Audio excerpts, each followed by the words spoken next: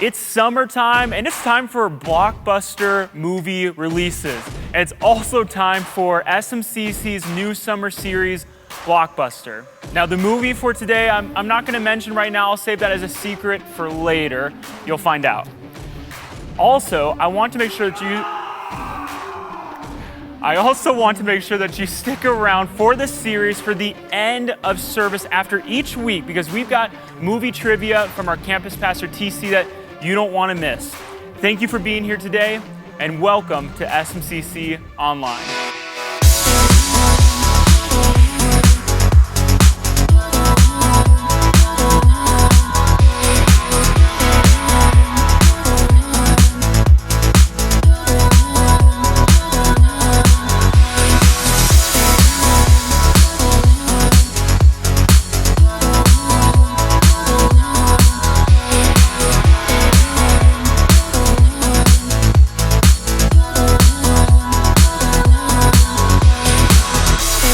Like I said earlier, there are Blockbuster releases happening right now. In fact, maybe you or your family went to see Jurassic World Dominion this weekend. And if you couldn't guess from earlier, our movie for today is Jurassic Park. 90s nostalgia, the original, just for you.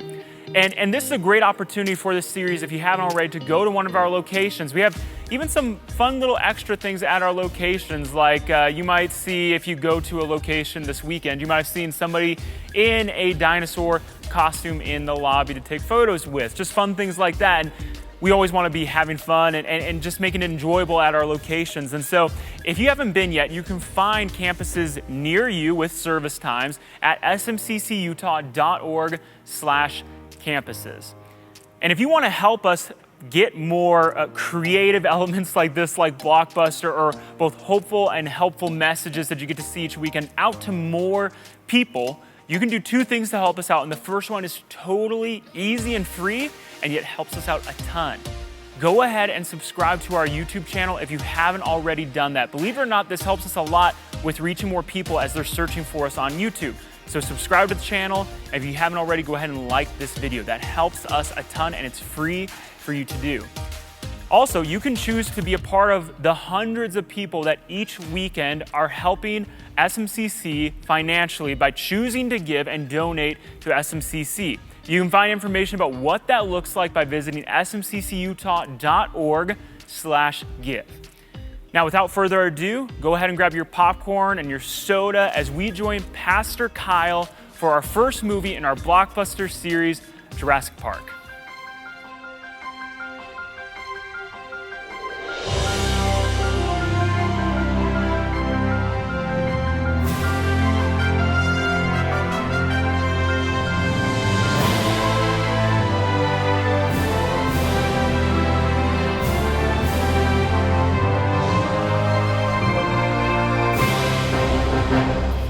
When I think of being a child raised in the 90s, there's so much nostalgia that pops into my head, so many fun memories. Memories like the ice cream truck rolling through our neighborhood and me and my siblings begging our mom and dad to give us a few bucks so we could get some ice cream on a hot summer day.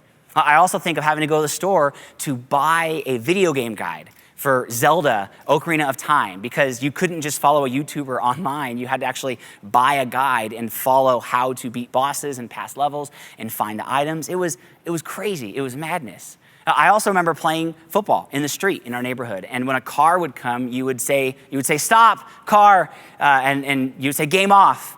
And as soon as the car passed by, you would say, "Game on," and you would resume exactly where you left off when the car got there. Those are such fun memories to have. And there's an even a more fun memory that I had growing up. It was a Friday night, and my parents would load us up into their Dodge Caravan. It was red, and we would go to Pizza Hut, and we'd get a pizza. And right next door was a Blockbuster. And that's when I knew it was gonna be a great weekend. No joke, I even have my Blockbuster card. This is real. I imagine I could still use it at the last remaining Blockbuster in Oregon. But I have it, and I think I kept it because I'm hoping that they'll come back with vengeance so I can go and begin renting movies and video games from Blockbuster. But seriously, as a kid, Blockbuster was something else. We would show up as a family. My parents would tell me and my brother we could pick a few movies, and even sometimes they would give us a chance to pick a video game. And the memory of it is so awesome because of the movies that we watched together. And if we were lucky and we got that video game and that video game stretched over the whole weekend, me and my brother would find ourselves playing video games all weekend long. Now, the movies and the video games were great, but it was the specific memory of what movies we saw. Movies like Who Framed Roger Rabbit or Jumanji or Ghostbusters or Gremlins. Man, that movie scared me so much. But those were movies that we got to watch, that we rented from Blockbuster. But there's something about the 90s, right? I think every generation would say the decade that they were raised in was a great decade of entertainment. But the 90s had some really, really awesome movies like Good Will Hunting or Saving Private Ryan or Tombstone. These are movies that you would find at Blockbuster if you didn't get to see it in the theater. But the nostalgia of a place like Blockbuster and a movie like My Girl or Dumb and Dumber, they cause us to remember with fondness a time from before, because it's important to return to the stories that never grow old. I want to welcome you to a summer series that we're calling Blockbuster, where we're going to take a look at some 90s movies that hopefully fill us with nostalgia. And our hope is that during this series, you hear both a message that is helpful and hopeful, and maybe a message that'll bring back some fun memories from 30 years ago or so. And there isn't another movie that defines a blockbuster quite like the movie that we're going to talk about today. This is a movie that you may have heard some facts about throughout the week. And if you don't follow us on social media, I would encourage you to do so, because you can hear some fun facts and get a sneak peek at the movie that we're going to discuss. But today's movie is none other than the absolutely terrifying Jurassic Park. It premiered on June 9th in 1993, and it made over $912 million worldwide, which was the most of its day. It broke records. And not only did it make a lot of money, but it sparked interest in a dying field of paleontology. Such a fascinating movie, a movie that tugged at the kid in all of us. I mean, think about it. What child wouldn't want to go to an amusement park where the main attraction was dinosaurs, animals from a prehistoric era? And it's why the movie became so successful, both monetarily and also as a movie that we remember with fondness. But I believe there's something else about this movie that tugs at the human condition. See, in this movie, we see a wealthy man. His name is John Hammond, played by the late Richard Attenborough. We see him put money and resources and time into resurrecting a once extinct species. In effect, John Hammond is playing God. And while some may see this venture, even John would say this, he sees this venture as a preservation of sorts, a way to bring back something tangible and real for children and adults alike. Throughout the film, you can see John's desire to be in control. You can see John's desire to not only control the natural world and creation, but to also begin to control the system that begins failing. Because who would have thought bringing back dinosaurs to the present day would actually lead to ruin? See, there's a lot about this movie that we want to unpack today, and a lot of timeless truth from Scripture that we want to bring up. But I want to first start by sharing a clip that I believe will help cast a wide net of what we're going to talk about today, about the human condition. Why don't you check this out?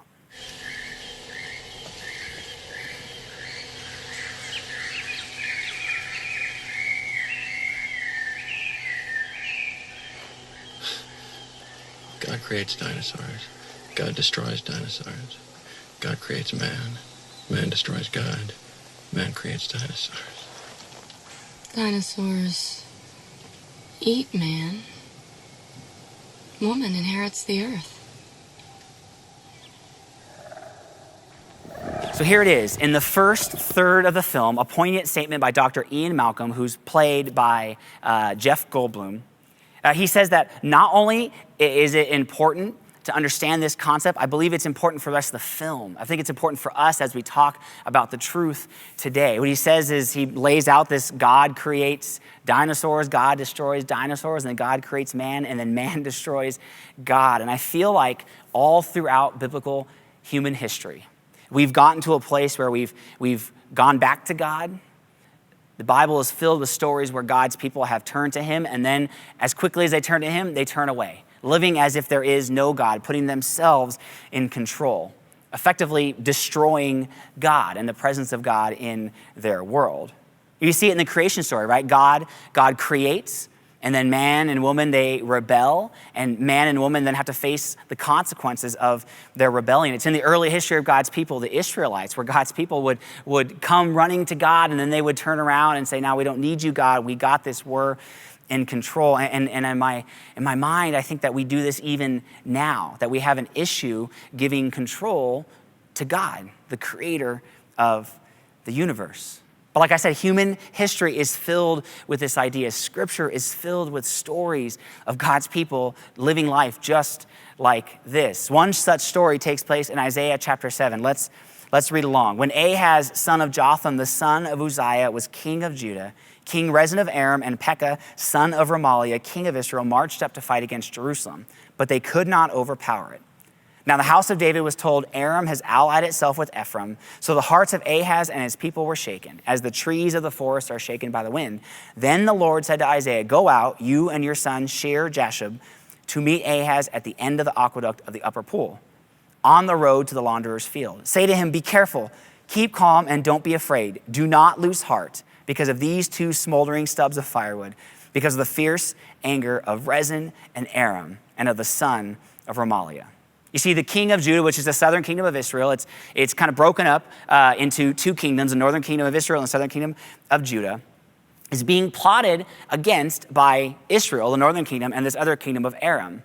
And in fact, they try and move into Judah and they try and overtake Jerusalem. But Isaiah recounts that it's unsuccessful. They can't overtake Jerusalem. Now, it doesn't mean that they weren't able to overtake other cities and kill other people, but Jerusalem itself was intact. See, Isaiah, who is this prophet, which a prophet in the Old Testament is just simply someone who speaks on behalf of God to God's people, oftentimes calling God's people back to himself.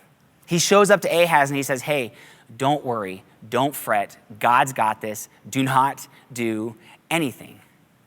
But it doesn't matter to Ahaz, and I'd imagine it wouldn't matter to us either. See, Ahaz is absolutely terrified because two major kingdoms are trying to attack, are invading, have come up to Jerusalem's walls and have almost overtaken Jerusalem. So what does King Ahaz do? Well, he chooses not to listen to Isaiah, and instead he allies himself with the king of Assyria. And it doesn't end well. He ends up using all the southern kingdom's resources, all their money, to give that as a gift of tribute to the king of Assyria, to basically say, "We are your vassals. You need to protect us. You need to take care of us. You need to help us against this threat." And the king of Assyria obliges. I mean, who wouldn't? He's getting all this money to come in and use his force and his might. And so he comes in and he kicks Israel out and he actually kills the king of Aram. And at this time, the northern kingdom of Israel actually falls. But what's crazy is this is just a small part of the story of God's people, a small piece that lead to the ultimate downfall of both the northern kingdom here in 722 BC, but also the southern kingdom about less than 200 years later. You see, this doesn't end well. It doesn't end well at all. The king of Judah decides to ally himself with someone else, saying, "God, you can't take care of this, but this king can." It's someone that we can touch and see, something that's tangible. And then that ally ends up turning into an overlord and a ruler. That escalated so quickly in the vast history of God's people, doesn't it? All God wanted to do was take care of his people. All God sent Isaiah to do is say, "Hey, trust God. God's got this. Don't do anything." And they couldn't listen. See, God promised them that it would be all right. But Ahaz and the rest of God's people didn't trust that God would fulfill that promise. And they instead wanted to be in control of the situation because they could see a tangible ally, someone strong who could come in and help them. They decided to take matters into their own hands because when we are concerned about the outcome, we want to be more in control. And when I think of control, I think of addiction. I think of those who struggle with addiction of substances and various vices in their life. You see, being addicted to a substance or a vice really means that you're not in control. You long that substance or that thing in your life, and that thing actually has control over you. You become so focused on that thing that you lose the ability to control yourself. My father is a recovering alcoholic. And I've learned so much in watching not only his struggle with alcoholism, but also watching him overcome that and beat it and keep it at bay. During his time at Alcoholics Anonymous, I remember seeing what's referred to as the Serenity Prayer. It was written by American theologian Karl Paul Reinhold Niebuhr, and it goes like this. It says, God, grant me the serenity to accept the things I cannot change, courage to change the things I can, and wisdom to know the difference. Maybe you've heard this prayer before. Maybe you've been a part of Alcoholics Anonymous or Celebrate Recovery, where this prayer is recited almost every meeting. Maybe you've said this prayer many times yourself. The beauty of this very simple yet powerful prayer is that you're requesting help from God in areas that you can't control. You're accepting things that can't be changed. And you're also asking for wisdom to know the difference of what you can change and what you can't. You see, if the outcome is something that we are concerned about, then why not give control to the one who actually can control it? Why not give control to the one who can actually handle it? And that's what we see in this story in Isaiah chapter 7 with King Ahaz and the southern kingdom of Judah and what they did with the kingdom of Assyria. And in Jurassic Park, we see this with John Hammond, his desire to make an amusement park that's full of these prehistoric creations. That he wants to control something that quite frankly, as Dr. Ian Malcolm says another place in the film, had its time on this earth. But John Hammond wants to be the one to control it and to bring it back to life. His desire to control the natural order of things, in effect, to play God, leads to death and destruction. Now, after the park has fallen, Sam Neill, who plays Dr. Grant, he's stuck inside the park with John Hammond's grandkids. And he's trying to keep them alive and get out of there safely with all three of them. And the power's out, and so there's this scene that we're going to watch right now where Dr. John Hammond is sitting with Dr. Ellie Sattler, who's played by Laura Dern, and they're sitting in the cafe. And John Hammond is eating ice cream because the power's out, so everything is melting. And they have this conversation where John Hammond reflects on the very first amusement park he created. That when he had left his home country, he created this flea circus. And he begins talking to Dr. Ellie Sattler about the flea circus and how his hope with Jurassic Park was to create something that was real. That the fleas were just an illusion, he says. He wanted something real for people to see and to touch.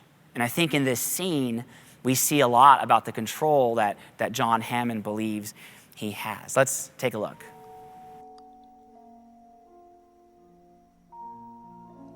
This place, I wanted to show them something that wasn't an illusion. Something that was real. Something that they could see and touch. The name not devoid of merit. But you can't think through this one, John. You have to feel it. You're right. You're absolutely right. Hiring Nedry was a mistake. That's obvious. We're over-dependent on automation. I can see that now. Now, the next time, everything's correctable. John. Creation is an act of sheer will. Next time, it'll be flawless. It's still the flea circus. It's all an illusion. When we have control again. You never had control. That's the illusion. I was overwhelmed by the power of this place. But I made a mistake too. I didn't have enough respect for that power, and it's out now. Creation is an act of sheer will. That's what John Hammond said in that clip. That is the epitome of arrogance right there. Now, even in this scene, after seeing the devastation that his creations have wrought and the havoc and the death that they've brought on themselves, John Hammond believes that he can fix it.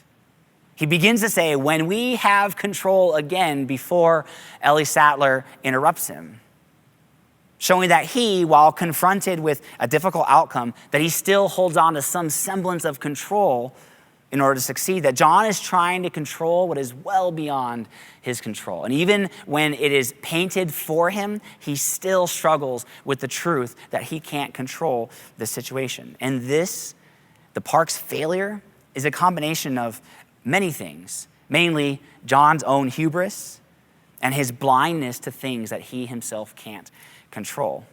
In fact, this conversation leads us to another nugget of truth about the human condition. Immediately in this scene, John Hammond blames Dennis Nedry, who's played by Wayne Knight, for the shortcomings of the part. Wayne Knight, Dennis Nedry is the computer guy who ends up turning the park off so he can steal some of the embryos. He starts blaming Dennis Nedry, and he says that we were too reliant on automation, that the park's failure is because of this hire, not because of anything that I dreamed up or envisioned. And you can start to see his lack of trust forming in anybody else other than himself right here in this short clip. He wants to have more control, more say, to be more involved. And it just goes to show that wanting control is a trust issue. Think about it. If you trusted someone fully, you might still want to be a part of the decision-making process, but there's less desire to be in control if you had mutual trust, authentic, real trust with someone else. You wouldn't feel the need to be in control. You like to make decisions, but in and of itself, control isn't something that you ultimately desire. But when there is no trust, then you begin to desire and yearn for more control yourself. This is true in the story of Judah and the southern kingdom of Israel with King Ahaz. King Ahaz couldn't trust God, so King Ahaz wanted to be in control. He wanted to make the decisions to figure out who to bring into his team to help fight his oppressors. For Ahaz, he believed the only way that Judah could succeed is if he aligned himself with someone that he could see and touch, and he got to choose his partner, even though God wanted to be his partner this entire time. Now, I want to speak to those of us who have real trust issues. Maybe we've got people in our lives, authority figures, or people who we consider partners or friends or relatives who have constantly and consistently broken trust in our lives. We often talk about forgiveness and reconciliation. As a pastor and here at SMCC, and I fully believe that forgiveness is something that could and should happen for all of us, but reconciliation, maybe not so much. And so when I talk about trust, I'm not saying that you just willy-nilly go back and trust that person regardless of what they've done to you. No, what I'm talking about is maybe you and I can begin to trust God more. That maybe we can build back this idea of control and giving that control back to the one who deserves it, the creator of the universe, by trusting him more. I've shared this story before, but when I was 24 years old, we were expecting the birth of our first child. We were living in Arizona. We had family in Indiana. We had family in California. So we had our family that we created out there, but no one immediately around us. And as a first-time parent, maybe some of you thought this or have thought this before, we were fully expecting the movie-like quality of being at home, my wife telling me my water broke, us running in the bedroom and grabbing the go bag and hopping in the car, pulling up to the hospital, having the doctors and nurses meet us out there with the wheelchair, her hopping in, everything going smoothly, and then 2.5 days later, coming out of the hospital on a wheelchair, holding a baby, wondering how in the world we're supposed to keep this thing alive. I think that's every new mom or dad's envision of what birth is like. But that wasn't our story. A few weeks before my daughter was supposed to be born, they found 2 blood clots, one in each of my wife's lungs, which caused a whole assortment of issues that kept us in the hospital for 12 days instead of 2.5. But I remember being in that moment and hearing the words from the doctors of what they were going to do and the plan they had and what they found in Kirsty's lungs, and thinking to myself, man, if I didn't have the trust that I had in God, I might have been more of a wreck. Talk about not being in control, having to rely on doctors and medical practitioners, having to rely on God in a situation that is quite literally life or death. And I've lived long enough to see God be faithful in my life long enough. It hasn't been perfect. It hasn't been easy. But in that moment in 2011, had I had less trust in God, I might have been more of a wreck. But because of God's faithfulness, I was able to trust and allow him to be in control of that situation. And you can see moments like this in Scripture, especially in Jesus' last moments with his followers. He had seemingly displayed to them an amount of trust and hope in them. In John chapter 12 and 13, Jesus not only predicts his death, But he subsequently predicts the betrayal that Peter would eventually do of Jesus' own name. And by the time we get to John 14, Jesus is rightfully trying to comfort them after what they just heard. They just heard that not only are they going to betray him and leave him, but Peter, the rock, was going to, he was going to actually deny who Jesus was. And so Jesus is having to comfort them in John chapter 14. And then in chapter 15 of John, we see Jesus say this to his followers, starting in verse 4. Jesus says, "Remain in me as I also remain in you. No branch can bear fruit by itself. It must remain in the vine. Neither can you bear fruit unless you remain in me. I am the vine, you are the branches. If you remain in me and I in you, you will bear much fruit. Apart from me, you can do nothing. If you do not remain in me, you are like a branch that is thrown away and withers. Such branches are picked up, thrown into the fire, and burned." And in verse 10, he continues on, "If you keep my commands, you will remain in my love, just as I have kept my Father's commands and remain in his love. I have told you this so that my joy may be in you and that your joy may be complete." See, Jesus is painting this picture that a branch, if not connected to the vine, it withers and dies. And so he's telling his followers and those who would follow him in the centuries after that if you don't remain in me, you can't survive. And one of the expectations that Jesus has with his followers is that being attached to the vine means that we're keeping his commands. And so if we are to remain in him, we are to actually follow what he says, to live the way that he wanted us to live. The two are intricately connected to one another. See, we must remain in him, attached to him, producing the fruit that comes because we are attached to him. It also means that we are doing what he says, that the way he has instructed us to live is the way we should be living. And in that way, we stay in his love. We stay connected to who he is. And then Jesus says that this is being said to you so that you may have joy and that your joy may be complete. You see, because trusting God starts with obeying God. Author and Christian philosopher Dallas Willard said this about trust and obedience. He said, "You can no more trust Jesus and not intend to obey him than you could trust your doctor and your auto mechanic and not intend to follow their advice. If you don't intend to follow their advice, you simply don't trust them, period." I mean, imagine going to your mechanic and your mechanic saying, "Hey, your radiator's getting ready to fail. You probably want to get that replaced." I mean, if you trust your mechanic, the majority of us, we may go and get a second opinion for cost purposes, but we're gonna fix that radiator. If you leave there and do nothing about it, and then your engine begins to overheat and then it blows, that means it's your fault. You can't simply go back and say, "I trusted my mechanic," because you didn't actually do what he said. Therefore, you couldn't have trusted him. See, the same is true with God. If we say we trust him, then we also must obey him. Because trusting him says that we believe that God has our best interests at heart. That God being in control is the best thing that we could ask for in our lives. Now, I don't know about you, but any time that I've suffered with a control issue, and I have a lot of them, it actually does more harm than good on my life, on my body. I'm not just talking about the consequences that can come from wanting to be in control myself. Track with me for just 1 second. There's something about needing to be in control that sometimes causes more stress in my life. I tend to worry about more things because I'm in control. So my mind starts running a mile a minute and then stress heightens in my body. John Hammond in Jurassic Park was trying to control everything. Even when the odds were stacked against him, even when he was shown that he couldn't control everything, he still believed that if he could just wrestle control back, the park would be successful. And oftentimes that's me, but it tends to lead to more pain.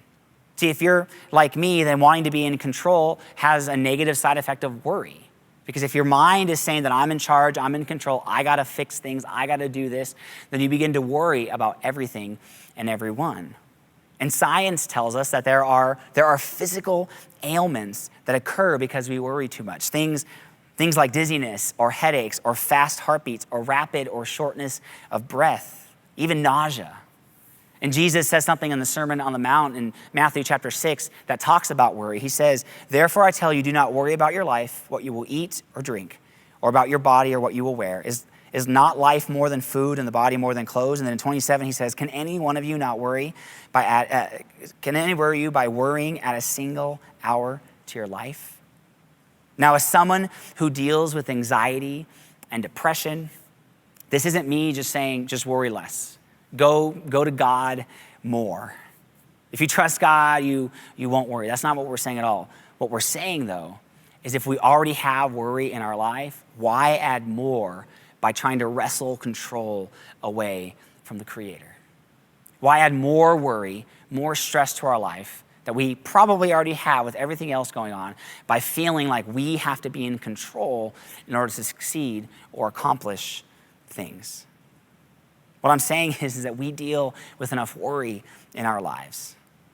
So give up that control to God, obey him, and find that joy that Jesus promises by remaining in him.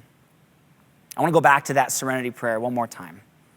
God, grant me the serenity to accept the things I cannot change, courage to change the things I can, and wisdom to know the difference. This is the essence of giving up control to God. And ultimately, it's asking God to help you trust him. It's knowing that there are things within our control and things outside of it. It's asking for wisdom to know the difference. And ultimately, it's asking for peace to accept the things that we can't control. See, where have you failed to give up control to God? And how can you begin trusting and obeying God in and with your life? Our bottom line for today, our final thought is when you give God control, you receive peace and joy that only comes from him. Joy that is complete. Joy that is from Jesus. This week, I would love for you to repeat the serenity prayer. Ask God how you can give control back to him and find that joy and peace that only comes from being in and remaining in Jesus. Would you pray with me? God, we thank you so much that we can talk about control like this. God, thank you that we can take a look at a movie and use it as a backdrop for a topic like this. God, I pray right now that we may repeat this prayer. That this week, God, we may wrestle with the fact that we don't want control anymore. God, may we give that control up to you, and may we find that peace and joy that only comes from you. It's in Jesus' name we pray. Amen.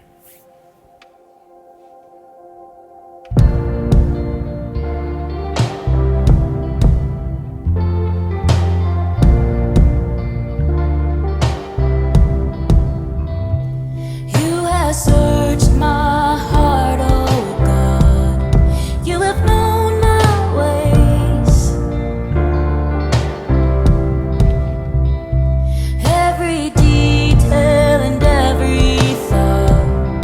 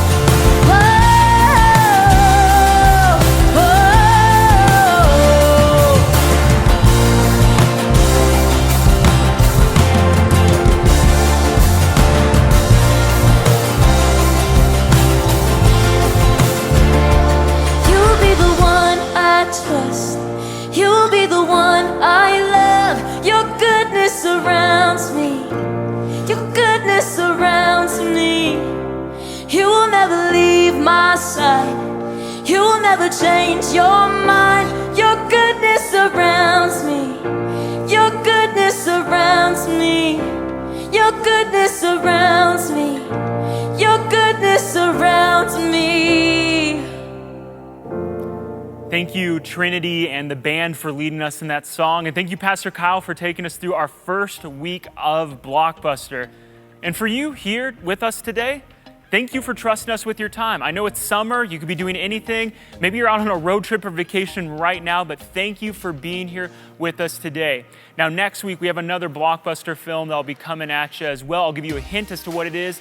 It is an animated Disney movie, one of the most popular ones that they released back in the 90s. That's a few little hints, probably gave you a little bit too much information, but that will be next week. Now, in just a minute, I'm gonna go ahead and turn you over to Pastor TC. He's gonna give you some movie trivia about our movie today, Jurassic Park. I hope to see you next week and invite a friend, come to a location, or maybe we'll just see you back here online next week. Take care. Hey, this is TC, campus pastor at SMCC Lehigh, and this is the Movie Minute for Jurassic Park. Movie fact number 1. While filming Jurassic Park, they used this giant robotic animatronic dinosaur to be the big T-Rex in all their scenes. But whenever the T-Rex got wet in the rain scenes, some of the shorts and the wires started to cause malfunctions that would randomly make the dinosaur come to life when nobody was touching it. And there's multiple stories where the dinosaur came to life while the cast and crew were eating lunch, and it scared everybody and sent a lot of people running away in fear of being eaten by a giant dinosaur. Movie fact number 2. In Jurassic Park, the way that they are able to create the dinosaurs is by cloning the dinosaurs from the DNA found inside of a mosquito that was frozen in amber. Thing is, when you watch the movie, the type of mosquito that was frozen in amber that they found, the species is an elephant mosquito, which elephant mosquitoes are the only species of mosquito that don't suck blood. So there's no way that they could have found dinosaur blood in a mosquito that doesn't suck blood, which means, I guess, that you just can't trust everything you see in movies.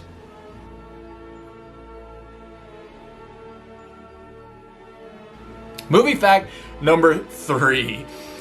Jurassic Park had such groundbreaking special effects. The first use of CGI, or computer-generated imagery, to create giant characters in a film like the dinosaurs. It was so groundbreaking that it inspired George Lucas to go and begin working on making the Star Wars prequel movies, episodes 1, 2, and 3, and Peter Jackson to begin working on Lord of the Rings. Without Jurassic Park, we wouldn't have the early Star Wars movies or the Lord of the Rings movies. Jurassic Park brings so many wonderful things.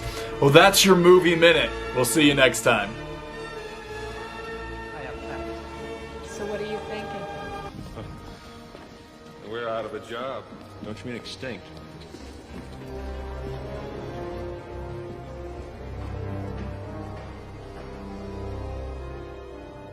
Well, why don't you all sit down? Donald, sit down, sit down. Right, here. Here he comes. Well, here I come. Yes. Hello. Hello. Say hello. Say hello. Hello. Hello, John. Oh, yes. I've got lines here. Well, fine, I guess. But how did I get here? Well, let me show you. First, I'll need a drop of blood. Your blood. Right. Oh, John, that hurt. Relax, John. It's all part of the miracle of cloning. Hello, John. Hello, John. Hello. Hello, John. And from what? Hello, John. Flow extraction has never recreated an intact DNA strand. Not without master sequence gaps. Good afternoon, John. DNA from what source? Where do you get 100-million-year-old dinosaur blood? Shh.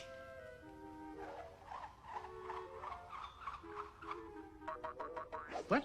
What?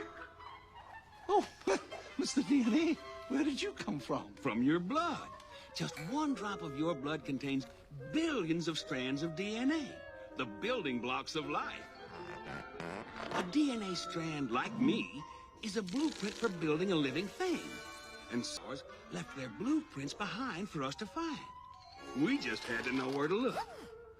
Like today, they fed on the blood of animals. even dinosaurs. Sometimes, after biting a dinosaur, the mosquito would land on the branch of a tree and get stuck in the sap. After a long time, the tree sap would get hard and become fossilized, just like a dinosaur bone, preserving the mosquito inside. Years with the mosquito inside, until Jurassic Park scientists came along. Using sophisticated techniques, they extract the preserved blood from the mosquito and, bingo, dino DNA. A full DNA strand contains 3 billion genetic codes. If we look at screens like these once a second for 8 hours a day, it'd take 2 years to look at the entire DNA strand. It's that long. So, it's full of holes. Now that's where our geneticists take over. Thinking machine supercomputers and gene sequencers break down the strand in minutes. And virtual reality displays show our geneticists the gaps in the DNA sequence. We use the complete DNA of a frog to fill in the holes and complete the code. Whew. And now we can make a baby dinosaur. This score is only temporary. It all has very dramatic music, of course. Boom, boom, boom, or a march or something hasn't been written yet. And then, of course, the tour moves on.